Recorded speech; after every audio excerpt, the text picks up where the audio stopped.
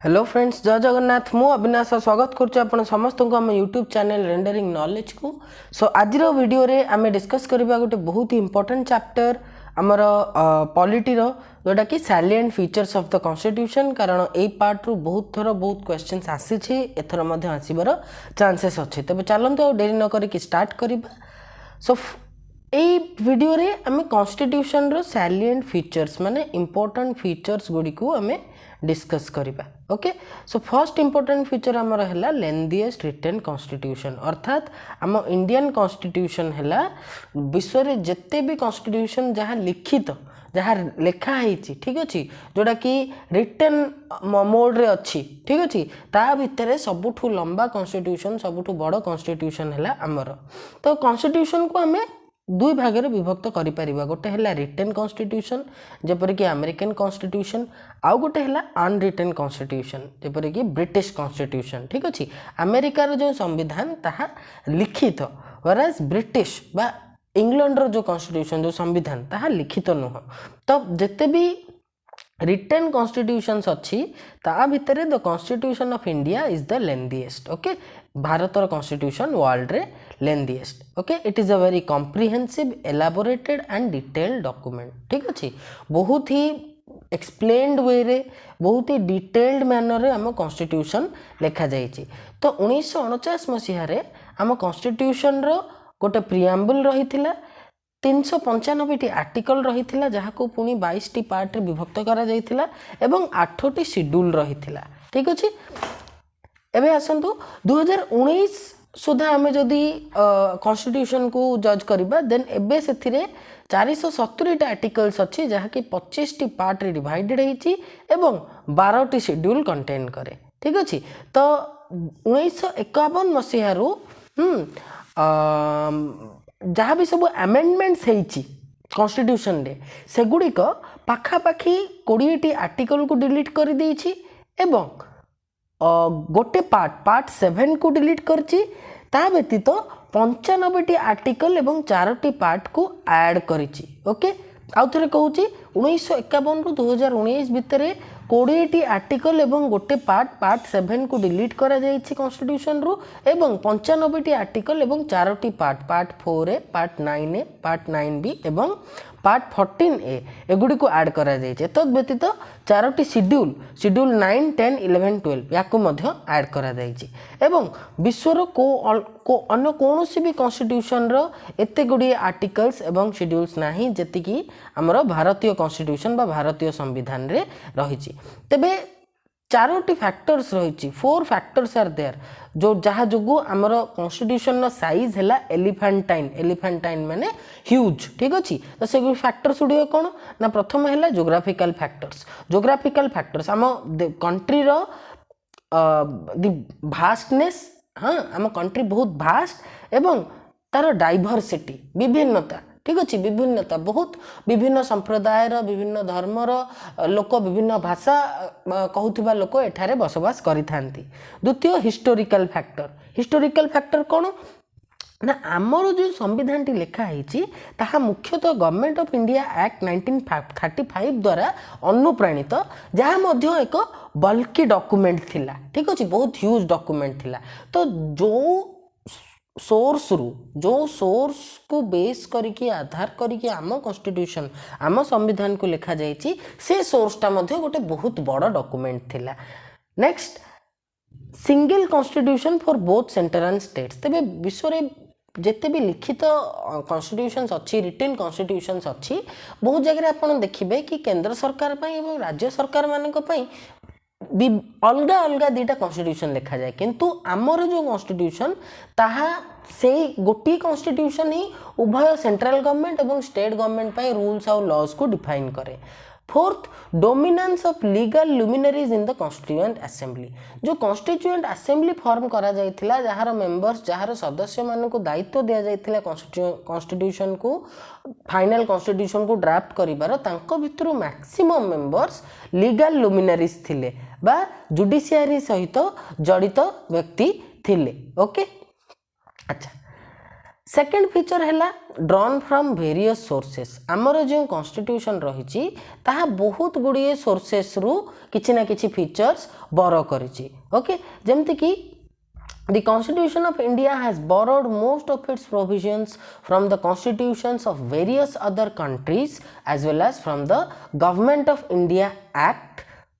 of 1935 तो आमर जो संविधान रही ताहा अलगा बहुत गुड़िए कंट्रीज मानकर कॉन्स्टिट्यूशन रो प्रोविजन को बर करिछि ता सहित गवर्नमेंट ऑफ इंडिया एक्ट 1935 को मध्य बर करछि फॉर एग्जांपल आम कॉन्स्टिट्यूशन जो स्ट्रक्चरल पार्ट ताहा डिराइव होइछि गवर्नमेंट ऑफ इंडिया एक्ट 1935 रु इंडिपेंडेंस ऑफ जुडिशियरी को जो स्वाधीनता दउछि आम कॉन्स्टिट्यूशन ताहा डिराइव होइछि यूनाइटेड स्टेट्स ऑफ अमेरिका रो कॉन्स्टिट्यूशन रु फंडामेंटल राइट्स मौलिक अधिकार रो कांसेप्ट मध्य डिराइव होइछि यूनाइटेड स्टेट्स ऑफ अमेरिका रु okay Dr. B.R. Ambedkar proudly acclaimed that the Constitution of India has been framed after ransacking all the known constitutions of the world. ठीक अछि तो B.R. Ambedkar जी की आम constituent assembly रो drafting committee रो chairman थिले जहाँ को सबुठु बड़ श्रेय दिया जाए आम संविधान को तैयारी करिबारे से मध्य कहिथिले कि our constitution आम संविधान our constitution of India has been framed after ransacking all the known constitutions of the world विश्वर जेतक भी प्रसिद्ध संविधान रही प्रसिद्ध देश मानकर संविधान रही से सबू संविधान रो सबू भल फीचर्स को आनिकी जोड़िला परे आम संविधान हुए okay though it is borrowed the Indian constitution makers made sure the borrowed features were made suitable to Indian constitution तो जदियो ताहा उद्धृत ठीक अछि ताहा अलगा संविधान मानकठु उद्धृत किंतु आमर जो भारतीय कॉन्स्टिट्यूशन मेकर थिले सेमाने एन्श्योर करथिले कि सेही प्रोविजन गुडा को किपरि भारतीय परिवेश भारतीय कंडीशंस इंडियन कंडीशंस भारत लोक मानक पई सुहाइला भली सेथिरे चेंजेस अना जाई परिबो जेमति कि आमे यूके यूनाइटेड किंगडम बा इंग्लैंड रो कैबिनेट फॉर्म को आमे डिराइव करिचु बर करिचु किंतु कैबिनेट ऑल सुप्रीम नुह कैबिनेट सर्वोपरे नुह ठीक अछि यूके रे आपनकर कोन कैबिनेट हला ऑल सुप्रीम सबुठु पावरफुल किंतु इंडियन कंडीशन रे ता नुह ठीक अछि सेतिरे चेंजेस अना जाईछि कैबिनेट को सबु समय रे जते भी मेंबर से मेजॉरिटी पार्टी हो कि अपोजिशन पार्टी हो समस्तंकर गोटे कंबाइंड कॉन्फिडेंस रखिबा को ही हबो जदि ताहा न हुए जदि कैबिनेट विरुद्ध रे नो कॉन्फिडेंस मोशन पास कर दिया गला तबे सेही क्षेत्र रे तांको रिजाइन करबा पई पड़िबो तो एटा एक उदाहरण थिला एक एग्जांपल थिला कि किपरि डिराइव करा जाइथिबा फीचर्स को मध्य आमे चेंज करिचे बा ताको ट्रांसफॉर्म करिचे इंडियन कॉन्स्टिट्यूशंस को okay The most profound influence and material source of the Constitution is the Government of India Act 1935. Government of India Act 1935 होउची आम संविधान रो सबुठु बड़ सोर्स ठीक अछि the federal scheme judiciary governors emergency power the public service commissions and most of the administrative details are drawn from this act तबे federal scheme जो three जहा द्वारा कि हमर टू सेट्स ऑफ अथॉरिटी रहउची हां राज्य सरकार केंद्र सरकार जुडिशियरी हमर गवर्नर्स ठीक अछि स्टेट मानकर नॉमिनल हेड इमरजेंसी पावर मु ऑलरेडी डिस्कस करूथि लास्ट थर आपन सहित कि प्रेसिडेंट किपरि तीन प्रकार इमरजेंसी इंपोज करि परिबे नेशनल इमरजेंसी फाइनेंशियल इमरजेंसी ठीक अछि तो emergency provisions public service commission आपनकर यूनियन पब्लिक सर्विस कमिशन कहंतु अथवा स्टेट पब्लिक सर्विस कमिशन कहंतु आम क्षेत्र रे ओडिसा पब्लिक सर्विस कमिशन कहंतु ए समस्त विषय रे उल्लेख आगरु गवर्नमेंट ऑफ इंडिया एक्ट 1935 रे मध्ये करा जायथिला ओके नेक्स्ट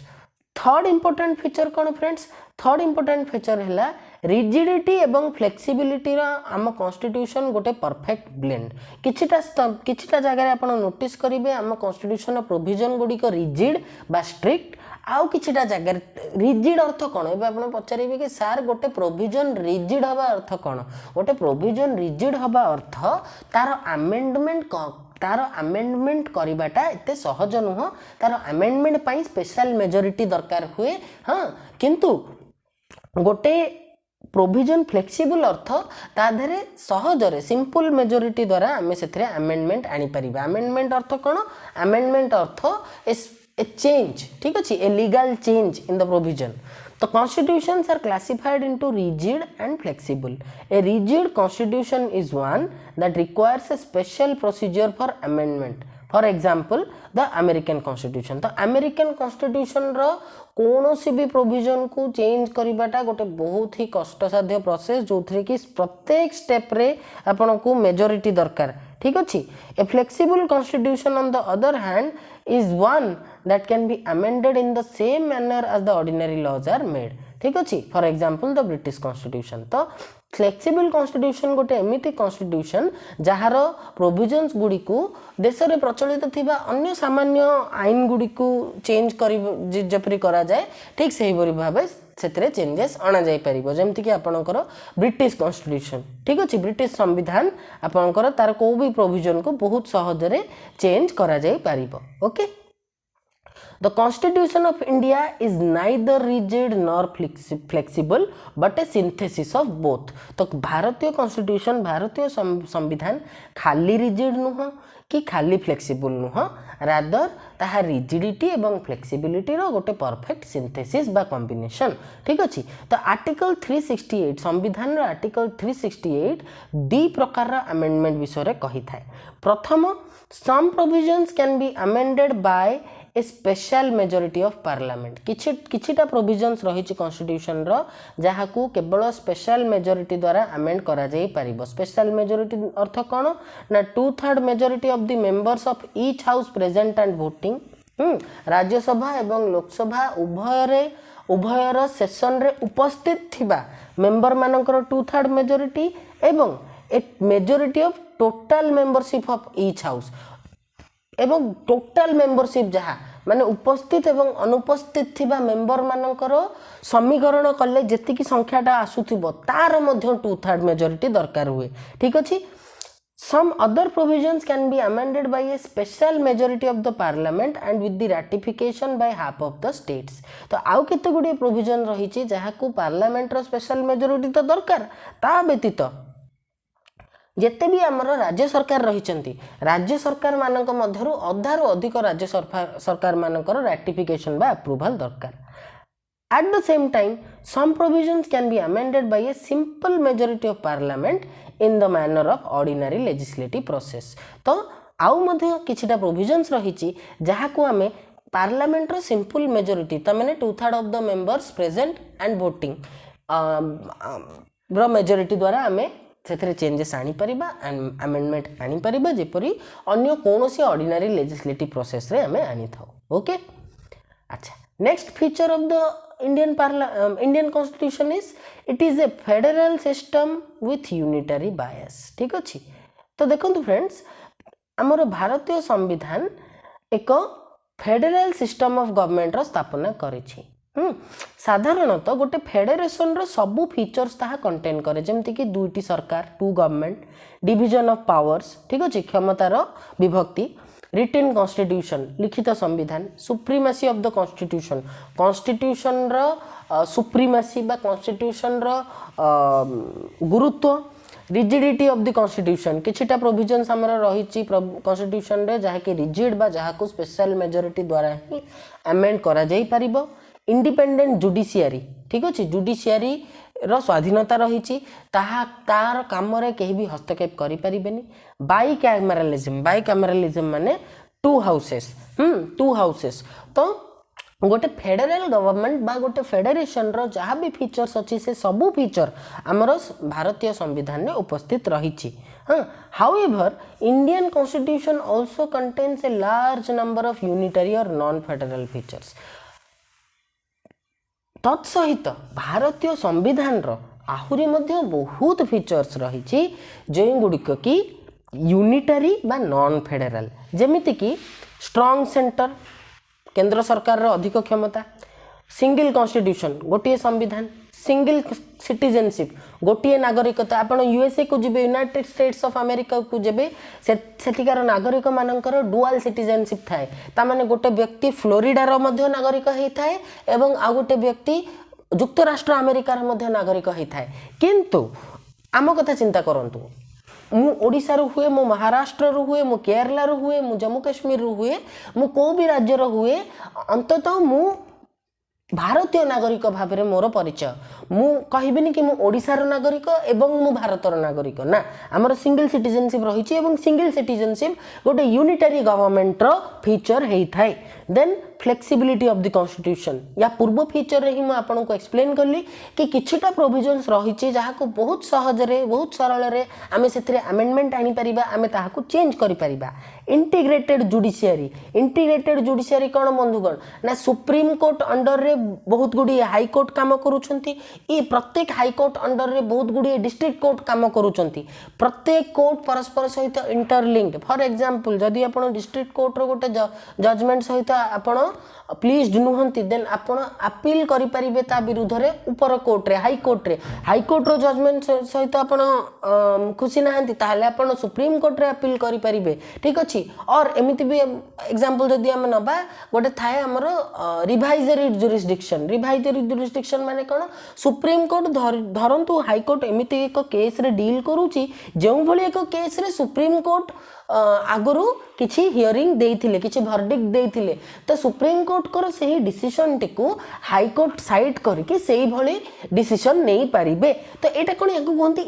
इंटीग्रेटेड जुडिशियरी, जोथरे कि जुडिशियरी रे थिबा डिफरेंट टाइप्स ऑफ कोर्ट्स परस्पर सहित इंटरलिंक्ड किंतु सबु एवं यह एक यूनिटारी गवर्नमेंट रो फीचर। ठीक अच्छे। बहुत गुड़िए फेडरेशन अच्छी, फेडरल डेमोक्रेटिक कंट्रीज अच्छी जो मानकर कि आपणकर इंटीग्रेटेड जुडिशियरी है न थाए, सुप्रीम कोर्ट रो फेडरल कोर्ट मानक सहित किछि लिंक न थाए। ठीक अच्छे। Then appointment of state governor by the centre, राज्यर गवर्नर मानकर केंद्र द्वारा अपॉइंट करा जिबा ए कथाटी मध्य आपणकर गोटे यूनिटारी गवर्नमेंट रो फीचर। ऑल इंडिया सर्विसेज जेपरि कि यूनियन पब्लिक सर्विस कमिशन द्वारा आयोजित होउथबा सिविल सर्विस एग्जामिनेशन हो एवं सही भली जेते भी ऑल इंडिया सर्विस रहिछि ए ऑल इंडिया सर्विसेज बा ऑल नेशन सर्विसेज रो फीचर टा मध्य गोटे यूनिटारी गवर्नमेंट रो फीचर। इमरजेंसी प्रोविजन तो कहया को गले कौन ना आम भारतीय संविधान एक फेडरल गवर्नमेंट एस्टाब्लिश करथि जो थी कि यूनिटारी बायस रही, अर्थात यूनिटारी गवर्नमेंट रो फीचर्स टिके अधिक डोमिनेटिंग। ठीक अछि। More over the term federation has nowhere been used in the constitution. मन रखंतु फेडरेशन शब्दटीर उल्लेख संविधान रे कोनोसी भी जगह रे आपण पाइबेनी। आर्टिकल 1 केवल आपणकर एतिकी कहे कि इंडिया हेउची एक यूनियन ऑफ स्टेट्स जार दीटा अर्थ। प्रथम, Indian federation is not the result of agreement by the state.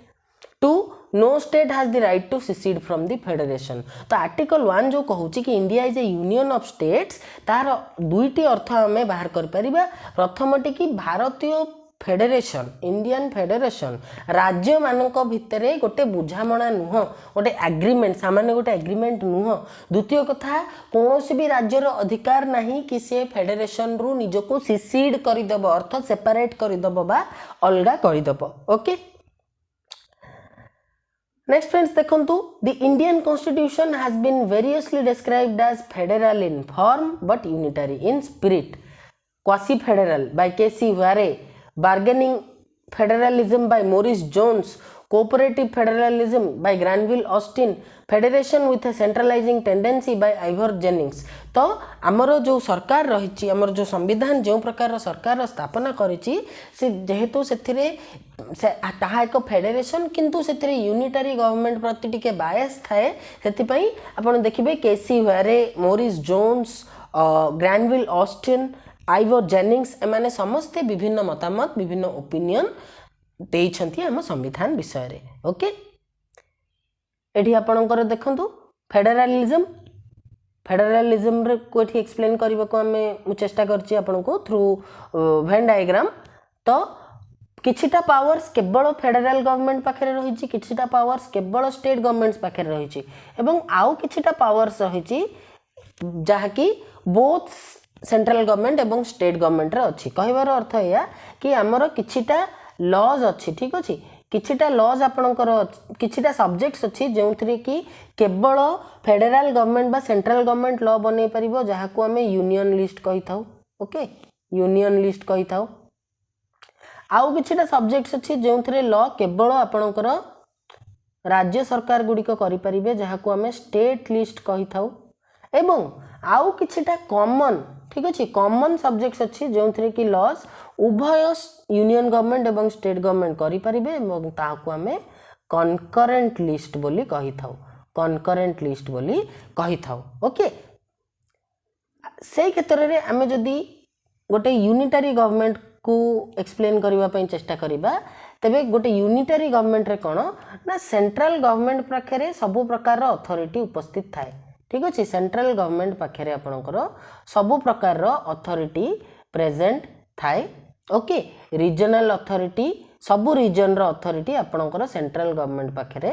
Present थाए okay one central authority controls everything power is not shared between states counties और प्रोविंसेस तो एठी जेमती पावर शेयरिंग अच्छी एठी देखंतु पावर शेयरिंग अच्छी फेडरलिज्म रे किछिटा आपणकर पावर केवल फेडरल गवर्नमेंट पाखे रही किछिटा स्टेट गवर्नमेंट आउ किछि शेयर करूचंती किंतु यूनिटरी गवर्नमेंट रे पावर रो कोनोसी भी शेयरिंग आपण पाइबे नाही तो आमर जो संविधान रही ताहा एमिति एक सरकार स्थापना करिछि जार फेडरल फीचर्स मध्ये अछि जार यूनिटरी फीचर्स मध्ये अछि okay I hope it is clear let's move on now next friends parliamentary form of government The Indian government is a parliamentary form of government. Okay, तो आमर भारतीय संविधान British parliamentary system भली एक system आनिछि okay जहाँ कि अमेरिकार presidential system ठू भिन्न ओके जहाँ कि अमेरिकार प्रेसिडेंशियल सिस्टम ऑफ गवर्नमेंट ठू भिन्न जोठी कि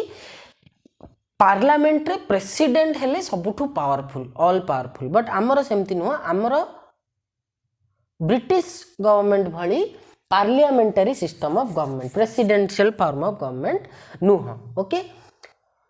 सो पार्लियामेंटरी सिस्टम माने सिस्टम रो अर्थ कोन ना it is based on the principle of cooperation and coordination between the legislative and executive organs ठीक अछि हमरो legislative law making organ एवं law implementing organ law making institutions एवं law implementing institutions मध्य रे cooperation एवं coordination रहुछि किंतु presidential system रे it is based on the doctrine of separation of powers between the two organs ता माने legislature रो क्षमता रे एग्जीक्यूटिव इंटरफेयर करबनी एग्जीक्यूटिव जो जो जगह काम करूछि सेठी लेजिस्लेचर इंटरफेयर करबनी लेजिस्लेचर एवं एग्जीक्यूटिव को कंप्लीटली सेपरेट करा जाई थाए प्रेसिडेंशियल फॉर्म ऑफ गवर्नमेंट रे प्रेसिडेंशियल सिस्टम ऑफ गवर्नमेंट रे किंतु पार्लियामेंटरी सिस्टम ऑफ गवर्नमेंट रे कोन ना लेजिस्लेचर एवं एग्जीक्यूटिव उभय परस्पर को कोऑपरेट एवं कोऑर्डिनेट करके काम करि थांती तो हमरो गोटे पार्लियामेंटरी सिस्टम ऑफ गवर्नमेंट जहाँ को वेस्टमिन्स्टर मॉडल ऑफ गवर्नमेंट बोली भी कुहा जाए okay Westminster model of government कुहा जाए रेस्पॉन्सिबल गवर्नमेंट कुहा जाए एवं कैबिनेट गवर्नमेंट मध्य कुहा जाए थाए okay so parliamentary government of India रो फीचर्स कोन ना presence of nominal and real executive आमर नॉमिनल ऑफिशियल एग्जीक्यूटिव भी अछंती जेमति कि आपनकर प्रेसिडेंट रियल एग्जीक्यूटिव भी अछंती जेमति कि prime minister majority party rule parliament रे जो पार्टी रो मेजॉरिटी मेंबर्स थांती से ही रूल करे collective responsibility of the executive to the legislature ठीक अछि एग्जीक्यूटिव आपनकर executive is collectively responsible to the legislature is answerable to the legislature निजर प्रत्येक एक्शन पई तांको क्लैरिफिकेशन दबा को पड़े लेजिस्लेचर को membership of ministers in legislature ठीक अछि मिनिस्टर माने लेजिस्लेचर रो मेंबर हेई थांती लीडरशिप ऑफ प्राइम मिनिस्टर और द चीफ मिनिस्टर तो इंडियन पार्लियामेंट रे आपनकर सेंटर रे लीडर ही थांती प्राइम मिनिस्टर एवं राज्य रे लीडर ही थांती chief minister dissolution of lower house that is Lok Sabha और लेजिस्लेटिव असेंबली ओके तो फ्रेंड्स पार्लियामेंट रे हमरो लोकसभा को लोअर हाउस हमें कहि थाउ स्टेट्स मानन करे हमें लेजिस्लेटिव असेंबली को लोअर हाउस कहि थाउ तो these are subject to dissolution अर्थात गोटे fixed period of time 5 years 5 वर्ष अवधि पर से डिजल्व हो जाए एवं आउ गोटे हाउस इलेक्ट होइकी आसे okay Even though Indian parliamentary system is largely based on the British pattern, there are some fundamental differences between the two. तो जदियो ब्रिटिश पार्लियामेंटारी सिस्टम ठू बहुत गुड़िए फीचर्स आमे बर करिछि हमर पार्लियामेंटारी सिस्टम किंतु उभय मध्यरे दुईटा फंडामेंटल डिफरेंसेस मौलिक पार्थक्य रही कौन ना Indian parliament is not a sovereign body like the British parliament Indian parliament देश रे सॉवरेन नुह पार्लियामेंट रो डिसीजन फाइनल नुह किंतु ब्रिटेन रे ब्रिटिश पार्लियामेंट रो decision final second Indian state has an elected head आमर आम देशर जे मुखिया ठीक अच्छे सी जड़े इलेक्टेड बॉडी ठीक अच्छे किंतु ब्रिटिश स्टेट रो हेड किए सी जड़े हेरेडिटरी हेड किंग बा क्वीन सी जड़े हेरेडिटरी हेड तो where Indian parliament is a republic एक रिपब्लिक रिपब्लिक एमती एक फॉर्म ऑफ गवर्नमेंट को कहा जाए जार हेड इलेक्टेड होती ब्रिटिश पार्लियामेंट है आपणकर मोनार्ची मोनार्ची एमती एक फॉर्म ऑफ गवर्नमेंट जार हेड हेरिडिटरी होती गोटे निर्दिष्ट परिवार वंशर उत्तराधिकारी होती ओके तो ये देखो this is the British parliament okay and यह आमर parliament Indian parliament okay next sixth feature को आसीबा synthesis of parliamentary sovereignty and judicial supremacy ठीक अच्छे तो पार्लियामेंट रो सॉवरेनिटी को पार्लियामेंट रो सॉवरेनिटी को एवं जुडिशियरी रो सुप्रीमेसी को बहुत सुंदर से कंबाइन करिछि हम कॉन्स्टिट्यूशन ठीक अच्छे तो ये जो सॉवरेनिटी ऑफ पार्लियामेंट पार्लियामेंट रो सॉवरेनिटी बा सुप्रीमेसी ठीक अच्छे यह आम ब्रिटिश पार्लियामेंट रू नहींछु एवं जुडिशियरी रो सुप्रीमेसी को आम अमेरिकन सुप्रीम कोर्ट रू नहींछु तबे ब्रिटिश सिस्टम ठू आमर इंडियन पार्लियामेंटारी सिस्टम डिफर केमती करुची ना सुप्रीम कोर्ट रो जो जुडिशियल रिव्यू रो पावर रही जुडिशियल रिव्यू पावर अंतर्गत सुप्रीम कोर्ट कौनसी भी तैयारी होइथिबा लॉ को अनुध्यान करि परिबो एवं से जदी पाए कि law T unconstitutional law T संविधानिक चिंताधारा सहित खाप खाऊनी ताहले से ताकू नल एंड भॉइड डिक्लेयर करि परिबो बैन करि परिबो किंतु ए क्षेत्र रे आपणकर यूनाइटेड स्टेट्स रो युक्तराष्ट्र अमेरिका रो जुडिशियल रिव्यू पावर टी टिके अधिक तो ता तुलना रे हमरो कम ठीक अछि so just as the Indian parliamentary system differs from the British system to जपरि हमें कहले कि डिफर करे सेमती यूएस सहित जुडिशियल सुप्रीमेसी क्षेत्र रे एही परि भाबे डिफर करि थाए okay This is because the American process provides due process of law against that of procedure established by law contained in the Indian Constitution in Article 21. तो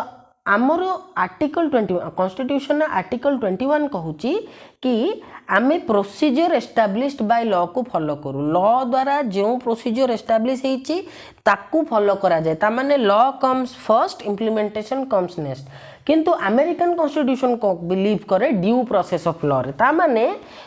बदलुथिबा परिस्थिति सहित लॉ मध्य से हिसाब रे ऑटोमेटिकली चेंज हे जिवो ओके तो सेठी कोन सेठी practical requirement governs the law ठीक अच्छे किंतु आम कॉन्स्टिट्यूशन कहूँ कौन ना the practices have to be adapted to the law establish होइतिबा नियम अनुसार आम प्रैक्टिसेस को चेंज करिबा बा मॉड्यूलेट करिबा बा मॉडिफाई करिबा किंतु अमेरिकन कॉन्स्टिट्यूशन रे होउथिबा प्रैक्टिस द्वारा लॉ रे अकॉर्डिंगली चेंजेस आसे okay The Supreme Court on the one hand can declare the parliamentary laws as unconstitutional through its power of judicial review. On the other hand, the parliament can amend the major portion of the constitution through its constituent power. तो देखंतु आमे जो कहिले कि synthesis of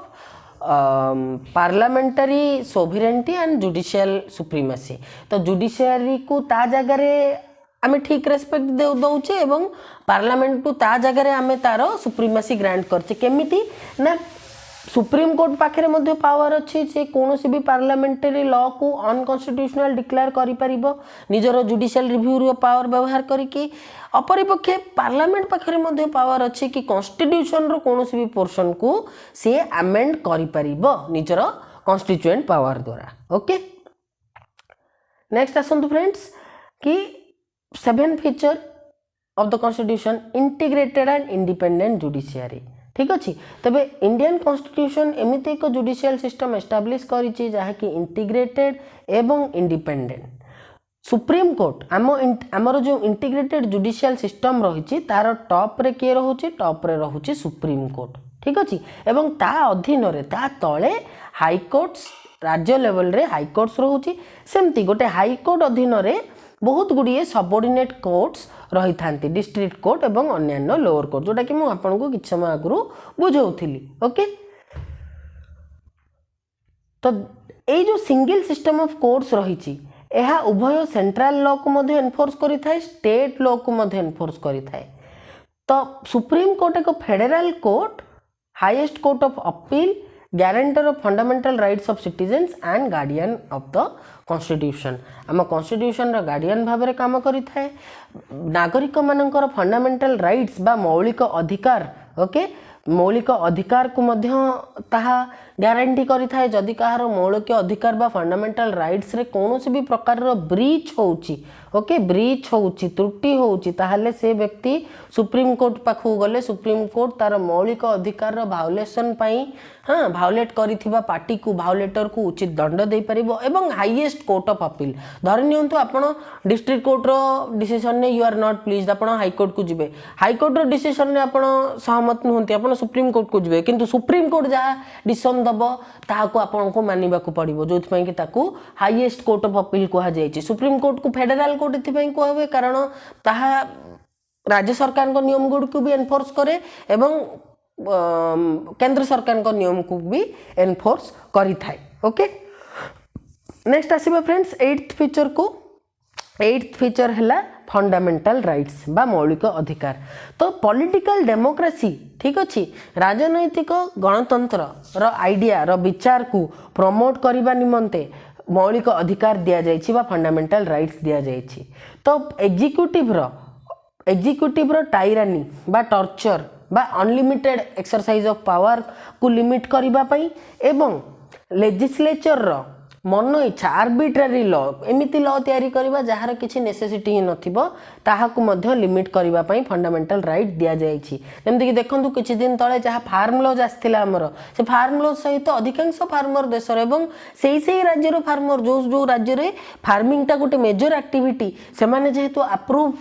कलेनी तांको पाखरे right to protest थिला से माने प्रोटेस्ट कले एवं अल्टीमेटली गवर्नमेंट को रिपील करिया को पड़िला से लॉ को तबे चिंता करंतु जदी से फार्मर मानक पाखरे राइट टू प्रोटेस्ट न थांता ताहले प्रोबेबली गवर्नमेंट मन इच्छा तार लॉ को इंप्लीमेंट कर देई थांता एवं असुविधा थाई कि मध्ये से असुविधा को बाध्य होई कि नागरिक मानक सहिबा को पड़ी थांता तो tyranny to prevent the tyranny of the executive and the arbitrary laws of the legislature fundamental rights have been provided to the citizens okay to promote the idea of political democracy एवं they are justiciable in nature जेतेबेले मु कहूची कि fundamental rights गुडी को justiciable तार अर्थ they are enforceable by the courts for their violation जेतेबेले भी से गुडी को violate करा जिवो तार भायोलेशन हबो से सबु क्षेत्र रे तार एनफोर्समेंट निमंते आमे हाई कोर्ट अथवा सुप्रीम कोर्ट को जाई परिबा एवं भायोलेटर मानकु उचित दंड मिली परिबो okay The aggrieved person can directly go to the Supreme Court which can issue the writs of habeas corpus, mandamus, prohibition, certiorari and quo warranto for the restoration of his rights. Okay. However, the fundamental rights are not absolute and subject to reasonable restrictions. तो fundamental rights absolute नुह अर्थात किछिटा specific जगार ताकू restrict करा जाए ताधरे मध्य किछिटा restrictions रखा जाए so that जने नागरिक जमती निजर पावर रो भूल यूज ओके रॉन्गफुल यूज करिबो नाही okay they are not sacrosanct and can be curtailed or repealed by the parliament through a constitutional amendment act तो they are not sacrosanct sacrosanct माने sacred नुह एमती नुह कि ताको केबे भी चेंज करा जिवो नाही ठीक अछि गोटे कॉन्स्टिट्यूशनल अमेंडमेंट एक्ट द्वारा को भी फंडामेंटल राइट को कर्टेल करा जाई परिबो अर्थात कमई दिया जाई परिबो और रिपील मध्य करा जाई परिबो ताकू बैन मध्य करा जाई परिबो ओके नेक्स्ट आसंतु 9th फीचर देखिबा directive principles of state policy तो बी आर अम्बेडकर भाषा रे directive principles of state policy is a novel feature of the Indian constitution B R Ambedkar Babasaheb कहिथिले कि directive principle of state policy भारतीय संविधान एक नोवेल फीचर ठीक अछि तो संविधान पार्ट 4 रे ताको एनुमरेट करा जायछि तार उल्लेख रहिछि ओके संविधान रो पार्ट 4 रे एवं ताहाको तीनोटी ब्रॉड कैटेगरी रे हमें क्लासिफाई करि परिबा सोशलिस्टिक डीपीएसपी गांधीयन डीपीएसपी एवं लिबरल इंटेलेक्चुअल डीपीएसपी तो these are meant for promoting the ideal of a social and economic democracy ठीक अछि तो सामाजिक गणतंत्र एवं अर्थनैतिक गणतंत्र ए दुईटीर आइडिया को प्रमोट करने निमंते डायरेक्टिव प्रिंसिपल्स उल्लेख अच्छी एवं प्रत्येक राज्य प्रत्येक राज्य सरकार पाई एवं प्रत्येक केंद्र सरकार पाई ताहा एक गाइड बुक भली काम करि थाए कि किपरि भाबे भारत रे एक welfare state okay welfare state establish करा जाई परिबो एमिति एक स्टेट एमिति एक राज्य जोठी कि प्रत्येक नागरिकर सुविधा असुविधा को सरकार गुरुत्व दौथुबे एवं प्रत्येक नागरिक नीड करुथुबा प्रत्येक सबु राइट्स ओके सबु प्रोविजन सबु अमेनिटीज तांकू मिलुथिबो ओके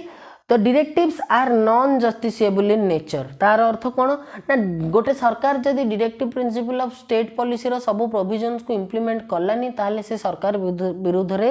कौनसी प्रकार केस करा जाई परिबनी कि से सरकार को कोर्ट्स मान द्वारा कंपेल करा जाई परिबनी कि से यह करंतु okay they are not enforceable by the courts for their violation yet the constitution itself declares that these principles are fundamental in the governance of the country and it shall be the duty of the state to apply these principles in making laws okay तथापि constitution निजे constitution रे यार उल्लेख अछि कि एही जो principal गुडी को रहिला एगुडी को गोटे कंट्री रो गवर्नेंस रे फंडामेंटल गोटे देशर शासन व्यवस्था रे मौलिक एवं यह एक राज्यर कर्तव्य कि सीए ए सिद्धांत गुडी को नियम कला बेले नियम फॉर्म कला बेले लॉज को फॉर्मुलेट कला बेले ए गुडी को निहाती भाबे ध्यान दब so in Minerva Mills case 12 1980 the supreme court held that the Indian constitution is founded on the bedrock of the balance between the fundamental rights and directive principles तो मिनर्वा मिल्स केस रे भारतीय संविधान को नेकी सुप्रीम कोर्ट यह कही कि भारतीय संविधान रो जो मूल दुआटी ताहा एक एमिति एक बेडरॉक ऊपर रेस्ट करछु बेडरॉक आपण माने जेमति जानिथिबे कि सॉइल रो विभिन्न लेयर्स थाए सबुठु तळ हार्ड लेयर को आमे बेडरॉक कहि थाउ ठीक अछि तो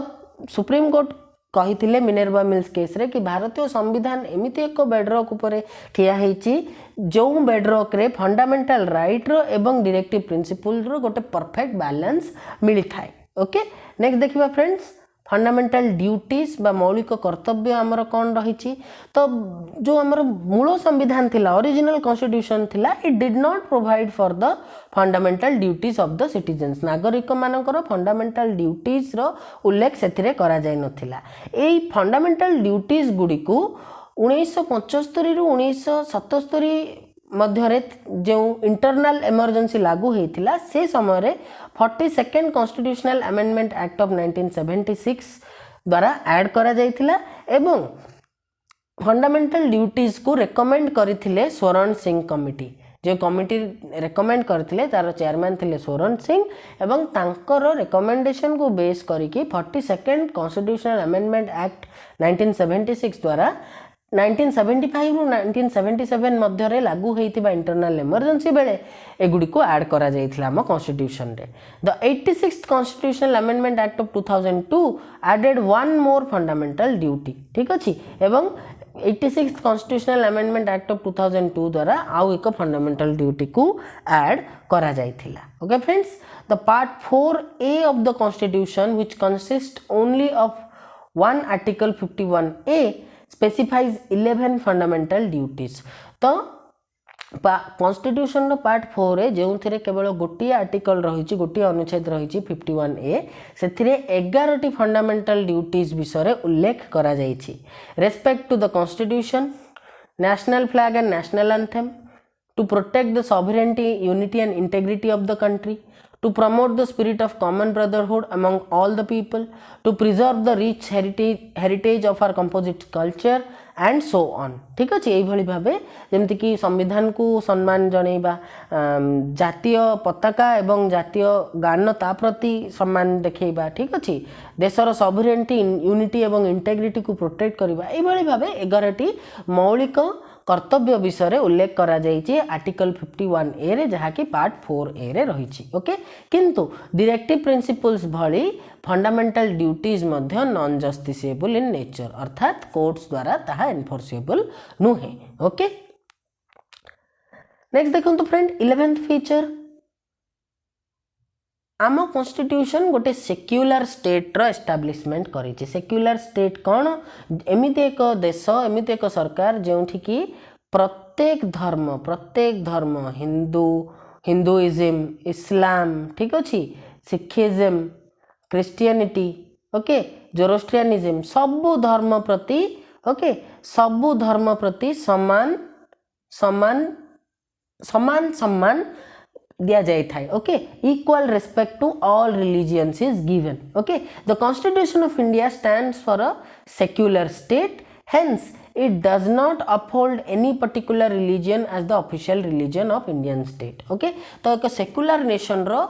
कौन सी भी ऑफिशियल रिलीजन न था, व्हेयरएज गोटे थियोक्रेटिक स्टेट रे मन रखंतु। ओके, थियोक्रेटिक स्टेट गोटे theocratic, one second let's reduce the size. Okay ना, तो गोटे थियोक्रेटिक स्टेट्स रे फ्रेंड्स मन रखंतु, थियोक्रेटिक स्टेट गोटे थियोक्रेटिक स्टेट रो गोटे ऑफिशियल रिलीजन थाए, जेमति कि पाकिस्तान रो गवर्नमेंट रो ना कोन इस्लामिक रिपब्लिक ऑफ पाकिस्तान, ता अर्थ ता से सरकार मध्य गोटे ऑफिशियल रिलीजन रही एवं मुस्लिम सिटीजन मानकू greater freedom, greater priority, greater rights provided अच्छी। Okay, so the following provisions of the constitution reveal the secular character of Indian state। तो तले दिया जाइथिबा प्रोविजन्स गुडी को स्टडी करी कि हमें जानी परिबा कि इंडियन स्टेट गोटे इंडियन स्टेट रो कैरेक्टर हैला secular in nature. Okay, so the term secular was added to the preamble of Indian constitution by 42nd constitutional amendment act of 1976। Secular term टिकू आम प्रिएम्बल रे 42nd constitutional amendment act of 1976 द्वारा add करा जाइतिला।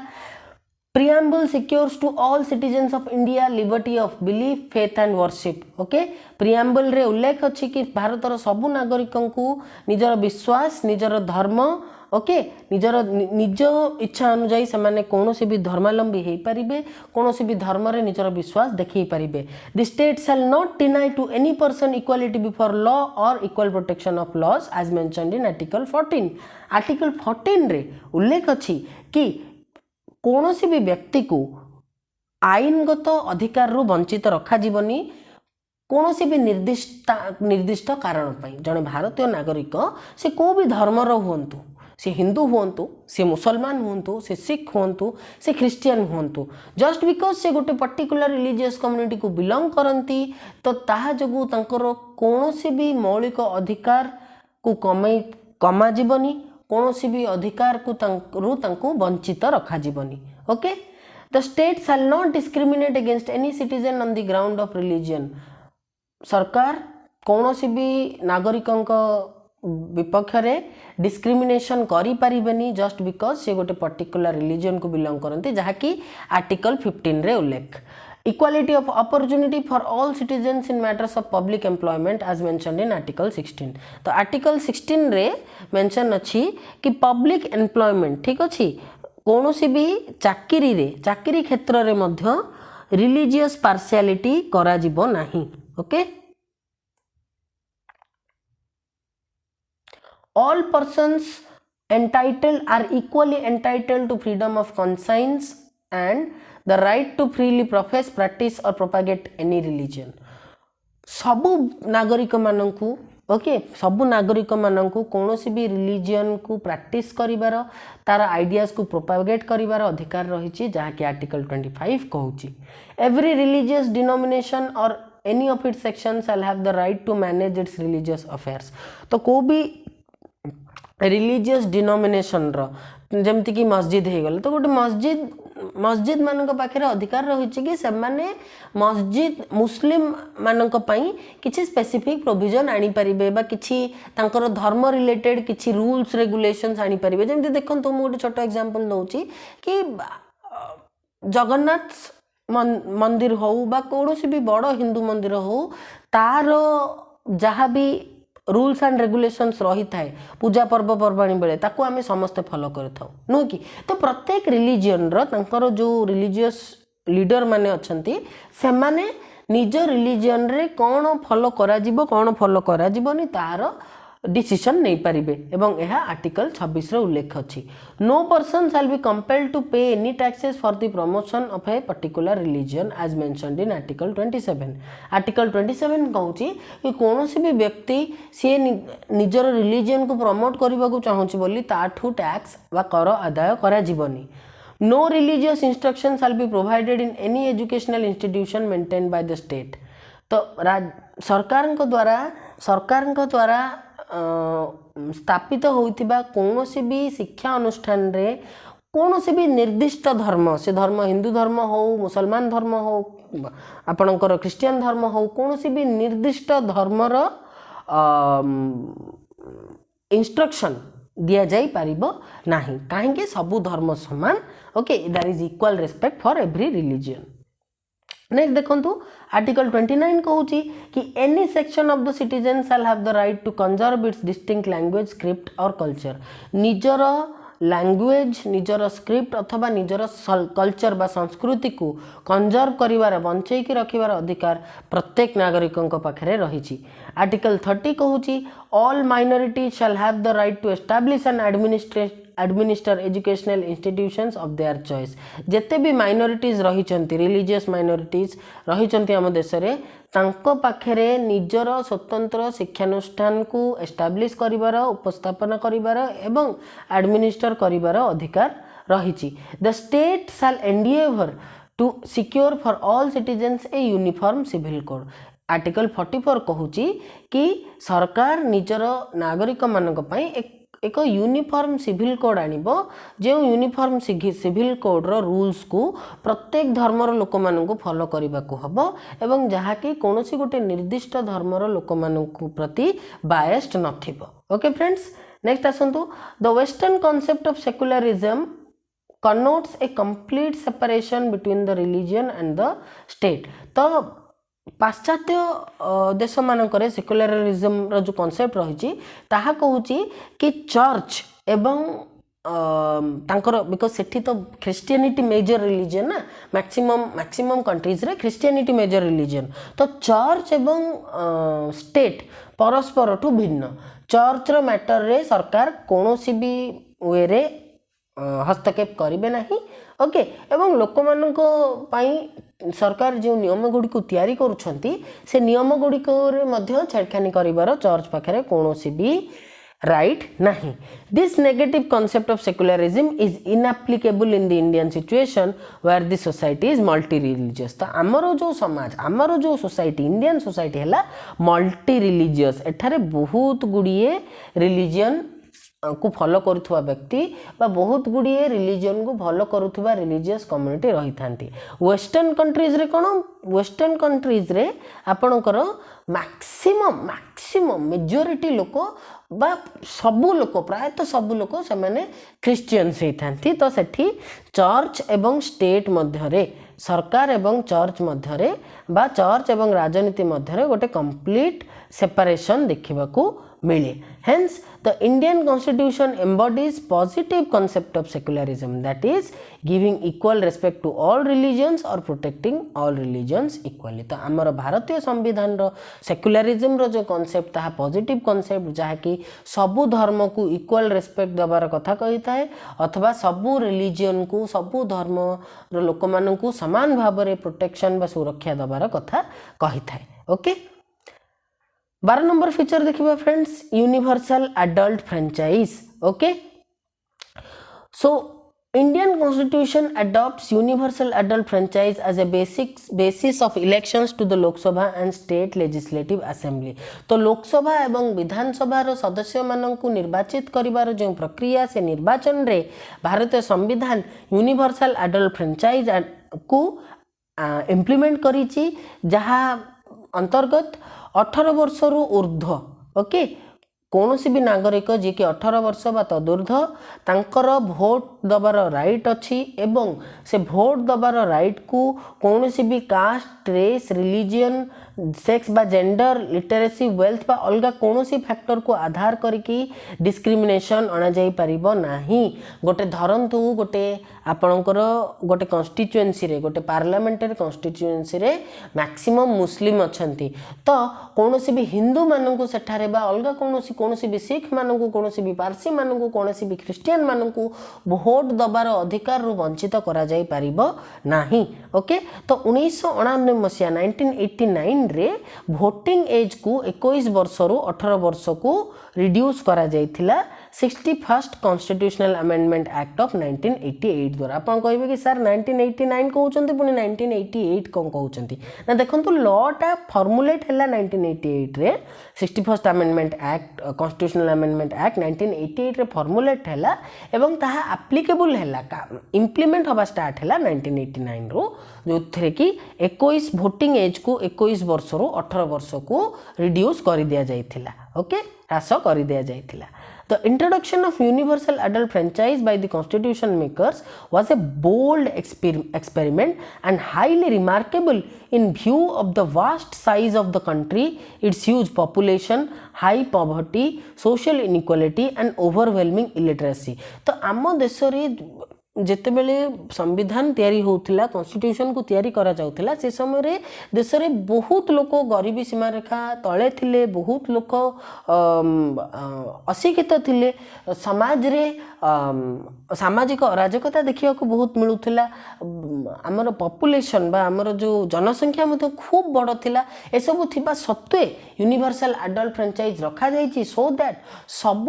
सबु प्रकार नागरिक जड़े नागरिक धनी हो थाउ अथवा जड़े नागरिक गरीब होता जड़े नागरिक हिंदू होता जड़े नागरिक मुस्लिम होता जड़े नागरिक आपणकर मेजोरिटी रे जाऊ थाउ कि माइनॉरिटी रे जाऊ थाउ जड़े नागरिक सरकारी कर्मचारी होता बा जड़े नागरिक अलगा कौनसी आपणकर बेसरकारी कर्मचारी होता समस्तंकर जेमती मतामत समस्तंकर ओपिनियन को कंसीडरेशन दिया जाई परिबो गुरुत्व दिया जाई परिबो सेथिपई यूनिवर्सल एडल्ट फ्रेंचाइज इंट्रोड्यूस करा जाईछि आम कॉन्स्टिट्यूशन मेकर्स को द्वारा। So universal adult franchise makes democracy broad based,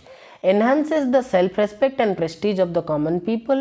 upholds the principle of equality, enables minorities to protect their interests and opens up new hopes and vistas for weaker sections। तो universal adult franchise को लागू करिवार मूल reason एया कि कौन से भी minority ठीक अच्छे माइनॉरिटी ग्रुप रो को भी नागरिक जमती निजर अधिकार द्वारा वंचित न हो जातु मेजोरिटी जमती माइनॉरिटी को डोमिनेट न कर दिए एवं सोसाइटी रो समाज रो वीकर सेक्शन रे जो माने रहउचंती सेमानंक पाखरे गोटे बेटर लाइफ बंचिबार अपॉर्चुनिटी टा बंचिकी रहू। ओके नेक्स्ट देखंतु फ्रेंड्स 13th फीचर है सिंगल सिटीजनशिप जहाँ विषय में आगे आपको कही कि आमे को भी राज्य बा केंद्र शासित अंचलर नागरिक होते अल्टीमेटली आमे समस्ते we all are Indian citizens आमे समस्ते भारतीय नागरिक मु ओडिशा रु होता है मु महाराष्ट्र रु होता है मु गुजरात रु होता है मु राजस्थान रु होता है मु उत्तराखंड रु होता है मु उत्तर प्रदेश रु होता है मु मध्य प्रदेश रु होता है छत्तीसगढ़ बिहार मु कोठु भी होता है आमे समस्ते ओके आमे समस्ते we all are citizens of India और इंडियन सिटीजन आमे समस्ते पाखरे सिंगल सिटीजनशिप रही okay So though the Indian constitution is federal and envisages a dual polity center and states, it provides only a single citizenship, that is Indian citizenship. In India, all citizens irrespective of the state in which they are born or reside enjoy same political and civil rights of citizenship all over the country and no discrimination is made between them. जड़े नागरिक को भी राज्य रे जन्म ही थांतु को भी राज्य रे बसति स्थापन करि थांतु तांकु कोनोसी भी वे रे से जन्म हितिबा राज्य रे से जन्म होइथिबा बिकॉज से गोटे पर्टिकुलर राज्य रे जन्म हिचंती तांकु कोनोसी भी वे रे अलगा कौनसी राज्य रे जन्म होइथिबा नागरिकंकर अधिकार मिलुथिबा अधिकार रु वंचित करा जिवो नाही ओके नेक्स्ट 14 नंबर देखिबा friends independent bodies okay independent bodies बा स्वतंत्र बॉडी तो भारतीय कॉन्स्टिट्यूशन केवल जे लेजिस्लेटिव एग्जीक्यूटिव एवं जुडिशियल ऑर्गन्स प्रोवाइड करे ताहा नुह भारतीय संविधान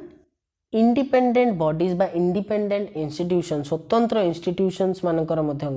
गठन करिछि जे इंस्टीट्यूशन जेपर कि आपनकर देखंतु यूपीएससी हे गला यूनियन पब्लिक सर्विस कमिशन आपनकर सीएजी हे गला controller and auditor general of India आपनकर अटॉर्नी जनरल हे गले ओके अटॉर्नी जनरल हे गले तो ये सबू जो अनुष्ठान गुड़िक एमाने सबू इंडिपेंडेंट बॉडी ठीक अच्छे एवं एमाने भारत सरकार रो हाँ गणतांत्रिक व्यवस्था डेमोक्रेटिक सिस्टम को बंचेकी रखिबारे गोटे बहुत बड़ भूमिका अर्जन करि थांती ओके फर्स्ट से बॉडीज मान भितर फर्स्ट बॉडी कोटा फ्रेंड फर्स्ट है इलेक्शन कमिशन तो इलेक्शन कमिशन एनश्योर करे कि पार्लियामेंट रो जो निर्वाचन ताहा फ्री एवं फेयर हेइथिबो ओके सब प्रत्येक नागरिक बिना कोनोसी मूल्य रे भोट दे परिबे एवं फेयर हेइथिबो कोनोसी भी जेमती पार्शियलिटी बा कोनोसी भी वायलेंस न हुए सेमती भारतर राष्ट्रपति जो निर्वाचन हुए ताहा मध्य किपरि भाबरे ठीक भाबरे हेइ परिबो बा देश रे अलगा कोनोसी राज्य रे होउथबा अनुष्ठित होउथबा निर्वाचन मध्य केमती फ्री आउ फेयर मैनर रे हेइ परिबो सेमती सेकंड इंडिपेंडेंट बॉडी हैला controller and auditor general of India जे कि सेंट्रल एवं स्टेट गवर्नमेंट रो अकाउंट्स गुडी को ऑडिट करि थांती कि को पैसा को क्षेत्र रे केते खर्च करा जाइछि ओके तो controller and auditor general of India जे हेइ थांती से पब्लिक पर्स रो गार्डियन हेइ थांती पब्लिक पर्स माने कोन देखंतु सरकार जो पैसा गुडी को इन्वेस्ट करूचंती से गुडा कहा पैसा से गुडी को नागरिक मानकर पैसा जहा कि टैक्स आकार रे आदाय करा जाउछि तो यही जो टैक्स ये जो पब्लिक पर्स यार guardian controller and auditor general of India होती जे कि गोटे निर्दिष्ट सरकार द्वारा करा जाउथबा खर्च ओके गोटे निर्दिष्ट सरकार द्वारा करा जाउथबा खर्चर लीगालिटी ठीक अच्छे लीगालिटी ओके ताहा केते दूर ठीक आईनगत स्तर रे ताहा केते दूर ठीक से विषय सरकार को सूचित करि थांती सेमती यूनियन पब्लिक सर्विस कमिशन जते जन भी कॉम्पिटिटिव एग्जाम रो aspirants I guess union public service commission विषय रे आपण समस्ते सुनिथिबे यूनियन पब्लिक सर्विस कमिशन बहुत गुड़िए ऑल इंडिया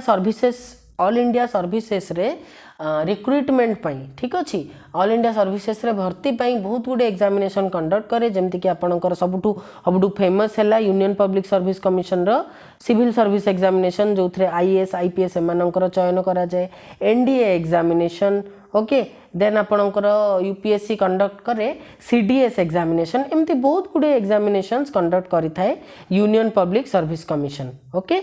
तो union public service commission all India services रे जो रिक्रुटमेंट करा सिटीजन्स मानकर से निमंते एग्जामिनेशंस कंडक्ट करथाए ओके एंड डिसिप्लिनरी मैटर्स उपरे प्रेसिडेंट को एडवाइज करिथाए सेमती ठीक यूनियन पब्लिक सर्विस कमिशन भली स्टेट पब्लिक सर्विस कमिशन मानकर गठन करा जायछि जहा कि प्रत्येक स्टेट रे उपस्थित अछि एवं राज्य सरकार का अधीन रे जेतक भी सर्विसेस थाए सेथिरे रिक्रुटमेंट निमंते एग्जामिनेशन से कंडक्ट करे एवं गवर्नर को मध्य डिसिप्लिनरी मैटर रे आपनकर गाइड करि थाए आपनकर जो एएसओ एग्जाम होची एएसओ असिस्टेंट सेक्शन ऑफिसर तो एएसओ एग्जाम को किए कंडक्ट करूची ओपीएससी ठीक अछि आमे जो एग्जाम पे प्रिपेयर होचे ताकू ओपीएससी कंडक्ट करूची ओडिशा पब्लिक सर्विस कमिशन जहा कि एक state public service commission next देखंतु फ्रेंड्स विश्व रे आमर सरकार एकमात्र सरकार जहार 3 टायर ऑफ गवर्नमेंट रही अर्थात आमर गोटे सेंट्रल गवर्नमेंट रही सेंट्रल गवर्नमेंट अधीन रे गुड़ाए स्टेट गवर्नमेंट रही एवं स्टेट गवर्नमेंट अधीन रे लोकल सेल्फ गवर्नमेंट रही अर्थात आपणकर एबे एबे रिसेंटली रिजल्ट्स काउंटिंग चली पंचायत इलेक्शन रो ठीक अच्छे रूरल लोकल सेल्फ गवर्नमेंट ताकू रूरल लोकल सेल्फ गवर्नमेंट कह जाए एवं खूब शीघ्र म्युनिसिपालिटी इलेक्शन स्टार्ट होबाकू जाउची जहाँकि अर्बन लोकल सेल्फ गवर्नमेंट ता माने राज्य केंद्र सरकार का अधीन रे रहिले राज्य सरकार सबु राज्य सरकार प्रत्येक राज्य सरकार का अधीन रे पुणी रहिले लोकल सेल्फ गवर्नमेंट बा आपणकर पंचायत एवं municipal bodies okay so originally Indian constitution like any other federal constitution provided for A dual polity प्रारंभिक स्तर रे कॉन्स्टिट्यूशन जेतेबेले नुआ नुआ तैयारी हेतिला तो भारतीय संविधान डुअल पॉलिटी इंट्रोड्यूस करथिला अर्थात दुईटा गवर्नमेंट रो कथा ही कहिथिला किंतु परवर्ती समय रे ओके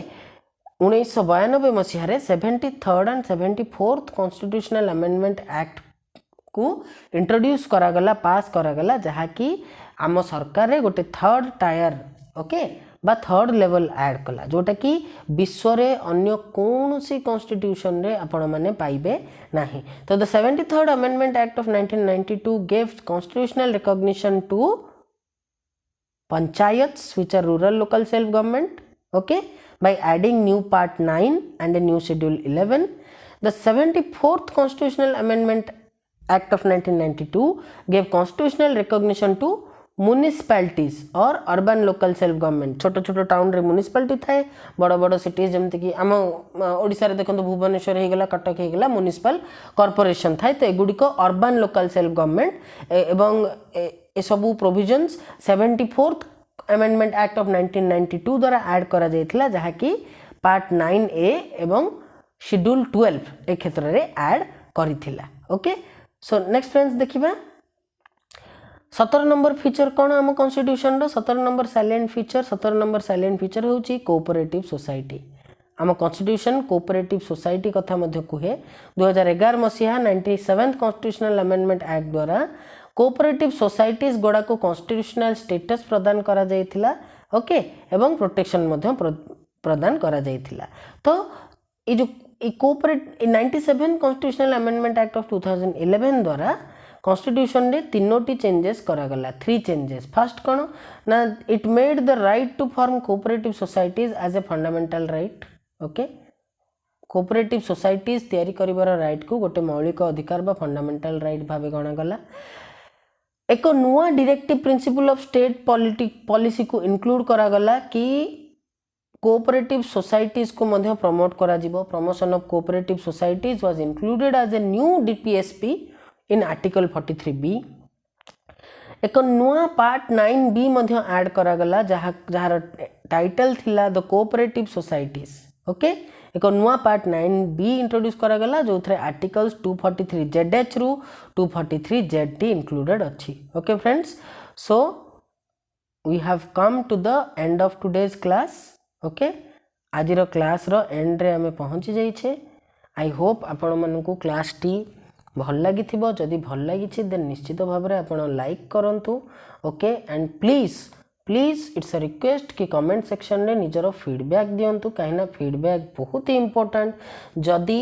मु आपण मानकु ठीक भाव में पढ़े पारुची तो आपण फीडबैक रे ताहा जणैले मु आहुरी एनकरेज्ड हेबी आपण मानकु सही बळी किंबा ताठू आहुरी भलो वे रे पढ़ेबा पई जदी मो द्वारा किछि त्रुटि रहउची ताहा मध्ये आपण माने जणैले मु से दिगरे निश्चित भाव में काम करिबी किभଳି भाबे आपणकर